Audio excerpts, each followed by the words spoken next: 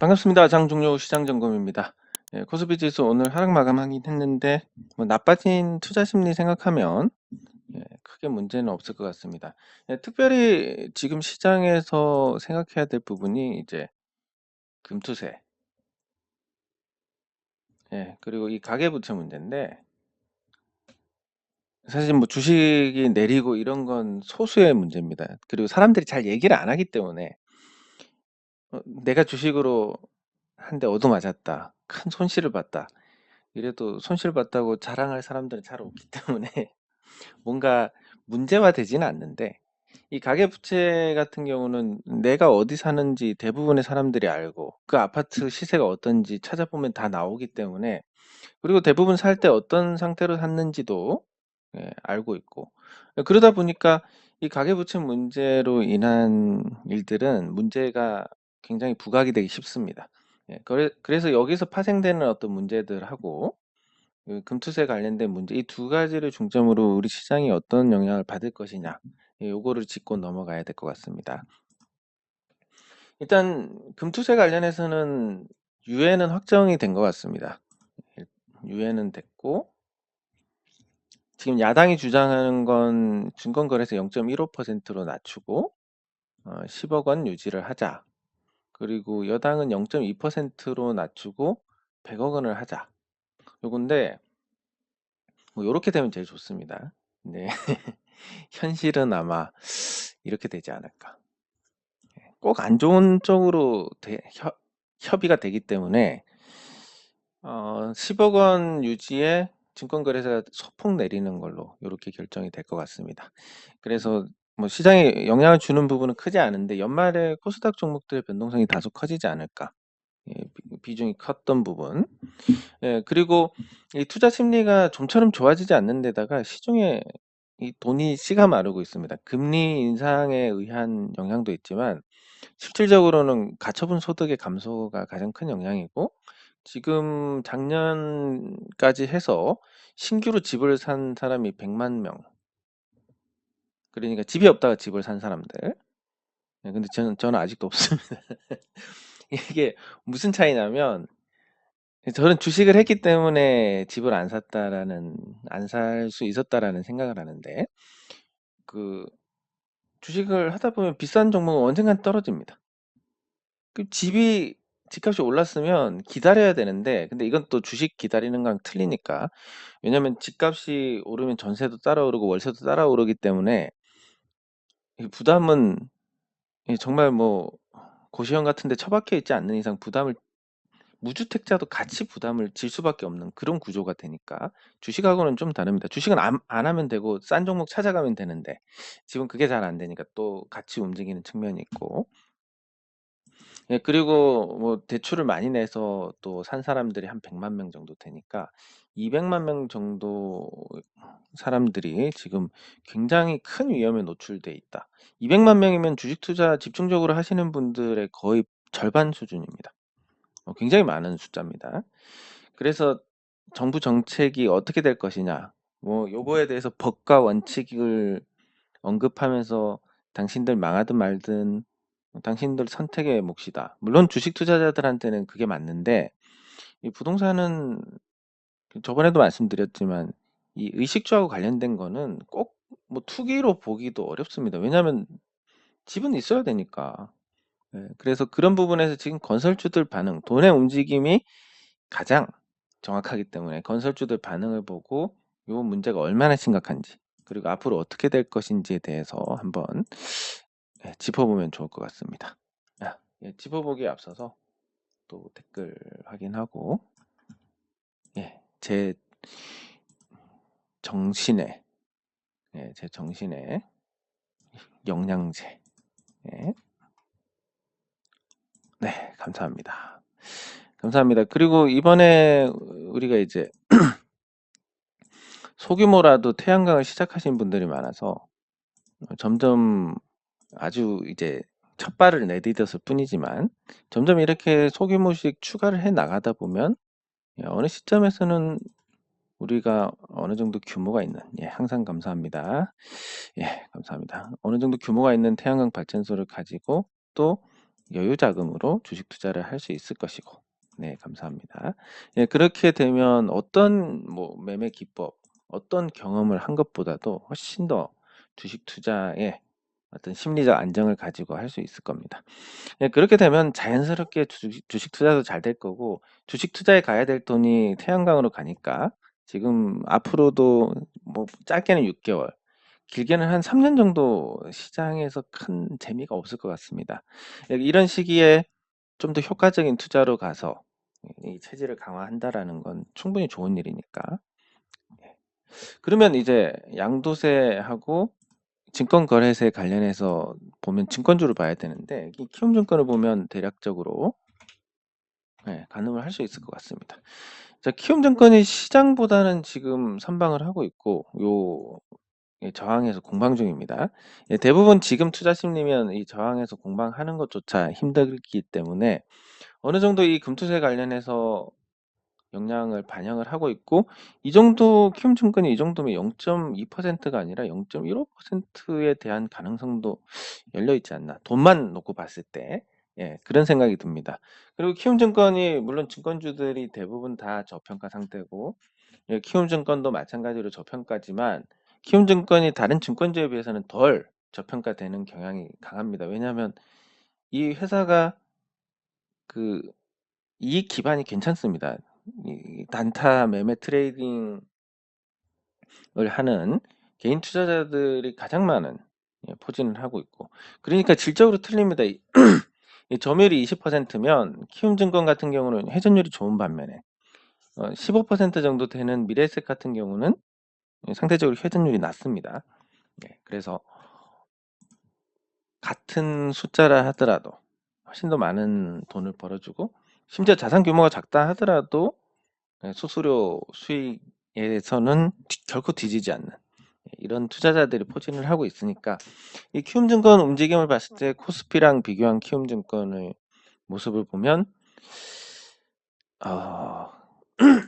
0.15%의 가능성도 열려 있지 않나라는 생각을 해봅니다. 네, 그리고 이제 건설주로 가서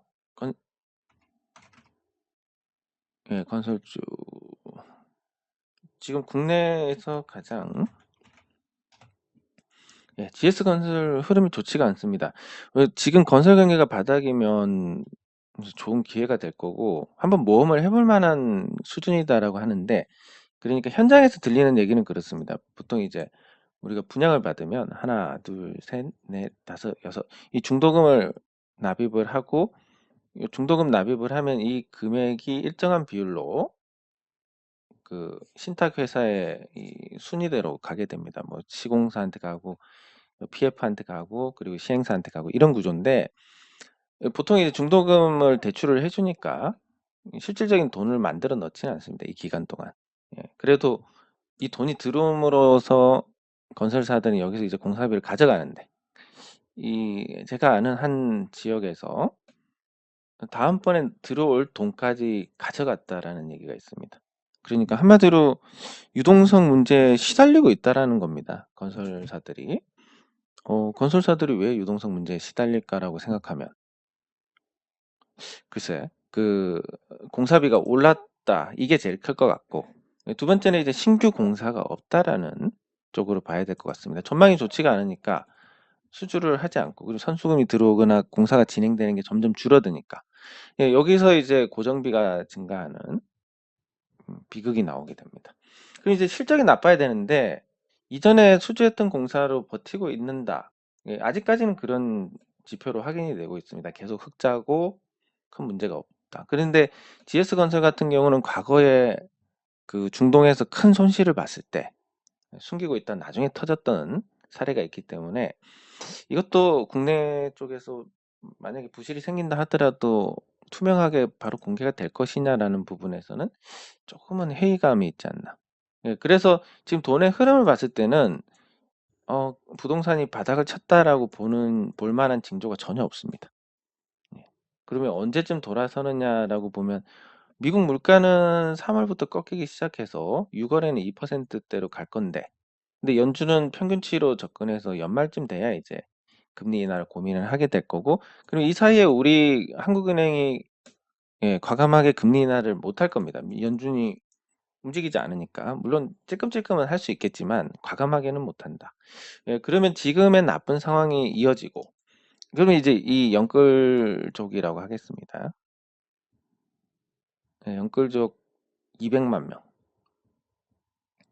이 영끌족 200만 명이 집을 팔 수 있는 시기. 예를 들면 3년이면 중도 상환 그 수수료가 없습니다. 그러면 2020년에서 2021년, 이 2년 동안을 보겠습니다. 2022년 그래도 한풀 꺾였으니까. 네, 그러면 이 양년간의 상태를 보면 2020년에 산 사람들은 2023년부터, 21년에 산 사람들은 2024년부터 결정을 해야 될 겁니다. 이거 가장 합리적인 결정은 이 집을 뭐 전세로 주고, 그러면 이제 이자 부담이 없어지니까. 네, 전세를 주고 정말 이제 거지같이 살면서 버텨야 된다. 이게 현실적으로 할 수 있는 최선인데, 예, 대부분의 한국 사람들은 그런 현재 생활을 포기를 하려는 생각이 전혀 없습니다. 예, 제가 일부러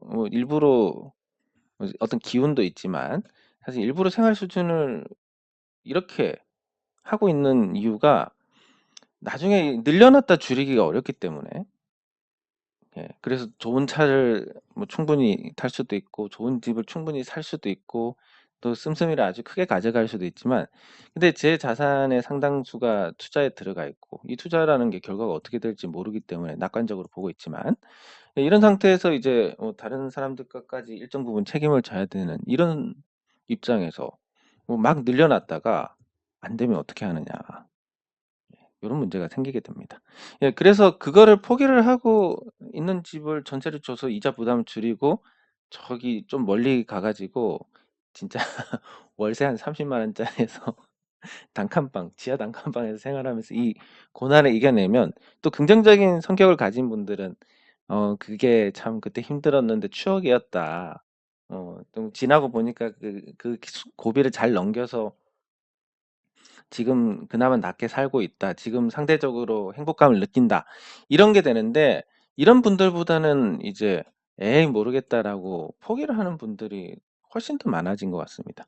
그래서 그런 매물들이 내년, 내후년에 나올 거고, 그러면 집값의 저점이라고 본다면 중도 상환 수수료뿐만이 아니라 이자 부담의 어떤 한계를 버티는 것까지, 예, 생각했을 때 보통 새 신규 주택도 2년 후에 팔 수 있으니까, 예, 이런 것까지 고려했을 때는 분양이 많이 됐던 2021년 기준으로 내년 내후년의 집값이 최소 지금보다 오르지는 않고 하향 안정화될 가능성이 크다. 뭐 집은 또 주식처럼 극단적으로 내리지는 않으니까. 근데 그 이후에 심리가 다 깨졌을 때 다시 반등할 만한 요인이 있느냐? 이건 지역적으로 뭐 입지가 좋고 이런 경우가 아니면 좀 힘들 거라고 봅니다. 자, 그래서 계속 이제 주식으로도 돈 벌 수 있는 게 없어지고 또 부동산으로 돈 벌 수 있는 게 없어지고, 이게 지금 일본의 버블 붕괴 이후 일본하고 뭐가 다르냐?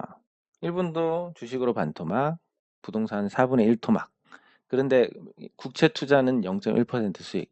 예, 이걸로 이제 일본의 가치가 지켜졌는데 우리도 지금 비슷한 수준으로 가고 있고, 이거에 대한 후유증을 최소한으로 하려면 제로 금리를 가야 됩니다. 근데 이런 생각을 할 수 있는 사람이 없습니다. 왜냐면 자기 일 아니니까. 자기는 이자 때문에 허덕이는 정책 결정자들은 이자 때문에 허덕여 보지도 않고, 뭐 좋은 대우를 어디선든 받아 가지고 학교 다닐 때부터 좋은 대우를 받습니다, 그분들은. 공부 잘하니까 이쁨 받고 좋은 대우 받고 실패라는 거 모르고 그냥 공부만 열심히 하다 보니까 전문직 따 가지고 고소득자가 되고, 그 고소득을 바탕으로 또 위험한 투자는 안 합니다. 그냥 안정적으로 투자하고 또 그렇게 해서 정치권에 가까워지면 고급 정보에 가까워지니까 그렇게 해서 또 이권에 관련된 부분에서 떡고물 먹고, 이러다 보면 어려울 게 없는 상태.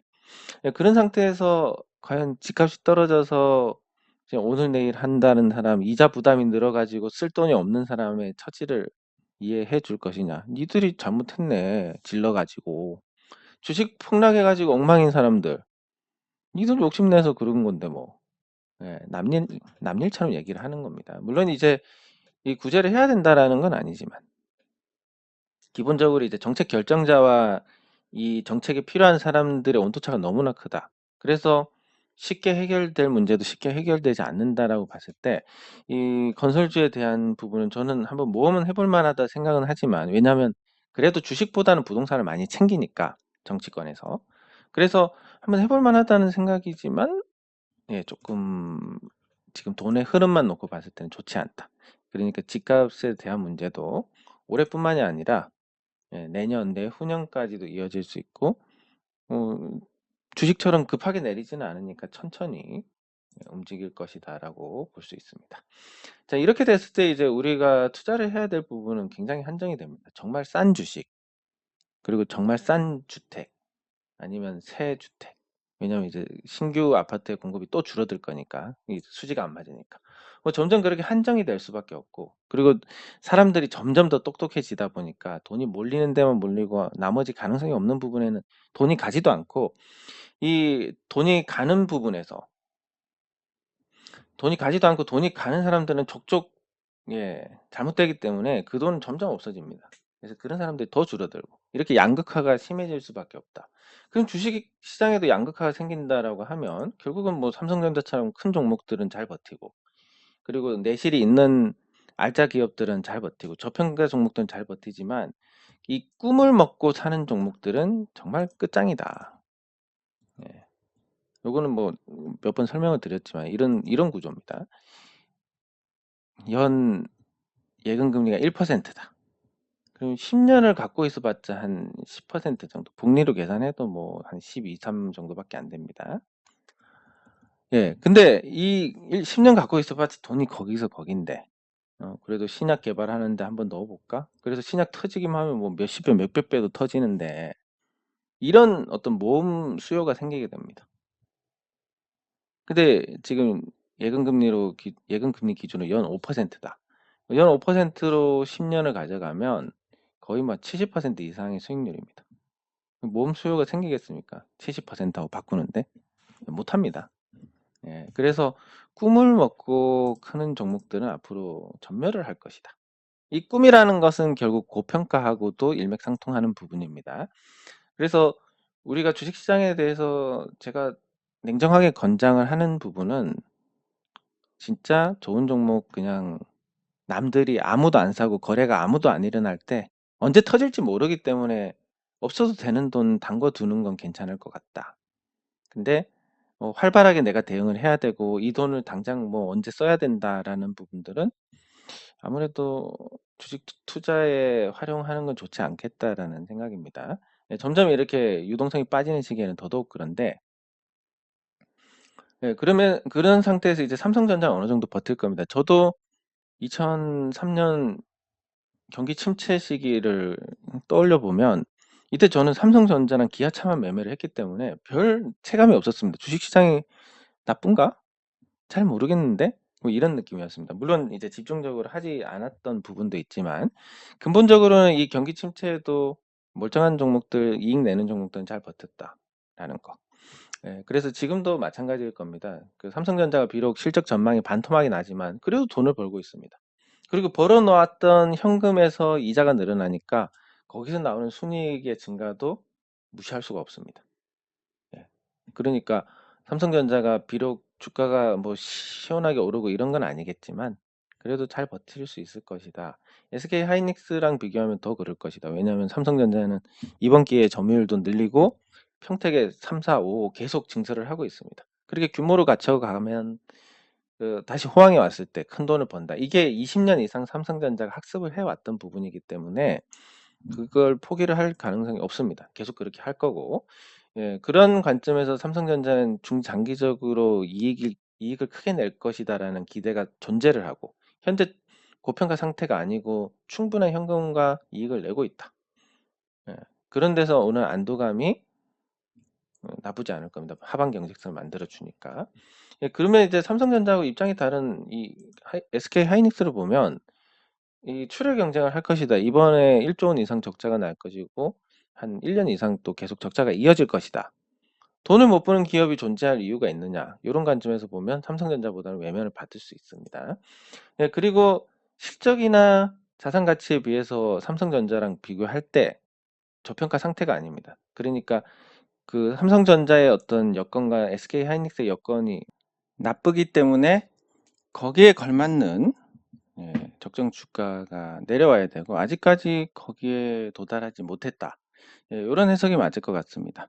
그리고 시장 트렌드도 이전에는 의약품이라든지 이런 쪽이었다면 앞으로는 방산이라든지 또 이런 특수한 환경에 맞는 어떤 업종이 부각이 될 것이고 그런 게 다 지나가고 나면 이런 관심 받는 게 다 지나가고 나면 이제 투자 심리가 나빠지고 투자자들도 너무나 식상해지고 그러니까 한마디로 너무나 새콤달콤한 걸 먹다가 이제는 네 맛도 내 맛도 아닌 걸 먹게 되는 그러다 보면 주식 투자해서 이건 꼭 사야 돼, 이건 꼭 팔아야 돼 이런 마음들이 사라지게 됩니다. 즉 대응 자체가 무던해지고 그런 투자자들이 늘어나고 그런 성향들이 자리 잡게 되면 시장은 굉장히 느리게 움직이면서 사람들의 관심에서 멀어지게 됩니다. 그래서 앞으로 뭐가 부각이 될 거냐? 그냥 경기 동향하고 적정 평가 이 두 가지로 움직이지 않을까라고 보고 이 두 가지는 결국 이 기업이 돈을 잘 버냐 못 버냐 그리고 경기에 민감하냐 민감하지 않냐 저평가되어 있냐 아니냐 이런 부분에서 결정이 나지 않을까 싶습니다. 정말 이제 점점 재미없어질 거고 그래도 이런 큰 종목들은 크니까 자산으로서의 역할을 하게 됩니다. 이 유동성이 좋을 때는 작은 종목들도 누군가 사고 팔고 하니까 자산 그러니까 유동화가 된다는 것은 이 자산의 가치를 많이 높여줍니다. 예를 들면 코로나 이전에 항공기들 같은 경우는 항공기는 국제시장에 내놓으면 바로 사갑니다. 그러다 보니까 자산 유동화 채권을 찍으면 90% 정도 인정을 해줬습니다. 가격에. 왜냐면 금방 팔리니까. 근데 만약에 팔리지 않는 어떤 자산이나 주식을 갖고 있다. 이거에 대한 인정은 보통 60% 정도밖에 못 받습니다. 그래서 과거에 삼성전자, 삼성물산, 삼성생명 가치 평가를 할 때 삼성전자 주식에 대해서 61%로 잡아줬습니다. 삼성전자 주식인데도. 그러면 뭐 다른 종목들은 더더욱 나쁘게 잡아주지 않았을까. 그런 생각이고 앞으로 경기가 나빠지면서 살아날 수 있는 종목들 뭐 LG 에너지 솔루션 같은 경우는 매출 자체는 늘어날 겁니다. 근데 주가가 너무나 선반영을 했기 때문에 또 여기서 아까 말씀드린 경기 동향이나 가치나 이런 부분에서 또 가치에 대한 또 부정적인 영향을 받게 됩니다. 그리고 뭐 현대차 같은 경우는 가치도 저평가에 경기에도 좋고 실적도 잘 나오고 뭐가 문제일까? 또 이런 종목들은 그 잠재적 리스크 갖고 있다가 뭐 또 리콜 터지고 그리고 자국 시장에서 안정적으로 보호받고 있는 게 아니기 때문에 미국에서 열심히 돈을 잘 벌고 있다. 그러면 뭘 꼬투리 잡아서 또 벌금 같은 거 두드려 맞을 것이고 중국 같은 데는 투자 다 하고 나니까 중국 정부가 갑자기 안면 몰수하고 조건을 싹 바꿔버린다든지 이런 식으로 이제 기업들은 국내를 벗어나면 생각지도 못한 리스크에 노출이 됩니다. 그래서 현대차가 그런 부분에서 기아와 함께 또 새로운 리스크에 노출이 되는 또 환율이나 이런 부분에서도 노출되고 이렇게 이제 하나씩 따지다 보면 와, 이 따질 게 왜 이렇게 많아? 그냥 안 하고 말겠다. 요렇게 됩니다. 그래서 단순하게 이제 돈을 벌고 또 단순하게 주주 환원을 하고 또 단순하게 이 가치 대비해서 얼마냐가 나오는 종목들 그리고 이 이자 가치라는 게 있기 때문에 길게 보고 투자하는 것들은 거의 전멸일 것이다, 앞으로. 요런 거에 입각해서 주식 투자를 하면 와, 정말 재미없다. 주식 투자 왜 하지? 이런 생각이 들 수밖에 없게 됩니다. 그나마 이제 금투세라든지 이런 부분에서 조금 여지가 생기고 경기도 장기 불황으로 가는 조짐이 보이고 있지만 그래도 그 안에서도 이 굴곡이 있습니다. 좋았다 나빴다. 그리고 이 경기 동향을 따라서 예측하는 건 다른 거에 비해서 테마를 예측하면 이렇게 먹지만 이 경기 동향을 예측하면 조금밖에 못 먹지만 그래도 예측 가능성은 높습니다. 그래서 잘 또 경기 동향에 대해서 인지를 하다 보면 또 사고 팔고 사고 팔고 이런 걸로 이제 이 따박콩 치면서 짤짤이로 누적해서 수익을 만들어 가면 이게 또 그냥 한 방에 세게 먹는 거랑 비교했을 때 결국 나쁘지도 않을 겁니다. 그래서 이런 변화된 부분, 그리고 지금 현재 화두가 되는 거, 영끌족이라든지 아니면 저 금투세의 어떤 향방이라든지 이런 부분에서, 그리고 이 시장에서 주식 투자를 할 사람이 점점 줄어든다. 이자 낸다고 바쁘기 때문에 주식 투자할 여력이 없다. 주식 투자금도 털어서 마이너스 통장이라도 메꿔야 된다. 이런 식으로 유동성이 계속 빠집니다. 유동성이 빠지는 상황에서 우리나라 주식을 살 사람들은 외국인밖에 없고, 그 외국인으로 인해서 하방 경직성이 유지가 되는 거지만, 기본적인 어떤 시장의 어떤 황금성, 황금성이 좋아야 아까 말씀드린 자산 가치가 올라가는데, 그런 부분에서 또 타격을 받기 때문에 적어도 6개월, 길면 한 3년 정도는 주식 시장에서 볼 게 별로 없을 것 같다. 물론 이제 그 아파트도 마찬가지지만, 아파트도 1억짜리 아파트들은 안 내립니다. 예, 워낙 싸니까. 그리고 5억 이하도 잘 안 빠집니다. 근데 저 주식도 마찬가지로 시가총액 뭐 500억 이하는 돈 가치가 너무 형편없기 때문에 괜찮고, 한 1000억 이하도 전반적으로 분위기를 안 탑니다. 근데 꼭 어중간한 애들, 꿈만 먹고 올라간 애들은 돈을 벌어야 뭘 하지. 돈도 못 벌고 적자 나면서 시가총액만 부풀어 있는 회사들. 근데 그 주주들은 어, 영끌족도 있을 것이고, 또 급한 돈을 써야 되는 사람도 있을 것이고, 부채가 많아서 갚아야 될 사람도 있을 것이고, 그렇게 한두 명씩 빠지다 보면, 왜 희망이 없으니까. 그 다른 종목에 비해서 그런 종목들이 우선적으로 빠지게 될 겁니다. 그렇게 한두 명씩 빠지다 보면 주가가 계속 내려가고, 주가가 내려가는 것만큼 테마주에 악재가 없습니다. 왜냐하면 사야 될 이유가 하나도 없기 때문에, 주가까지 내려가면. 예, 그러면서 이제 시장이 정상화되고 건전화되지 않을까. 그게 좋은 방향이긴 한데, 그 과정은 또 많이 힘들 거고, 그 힘든 과정에서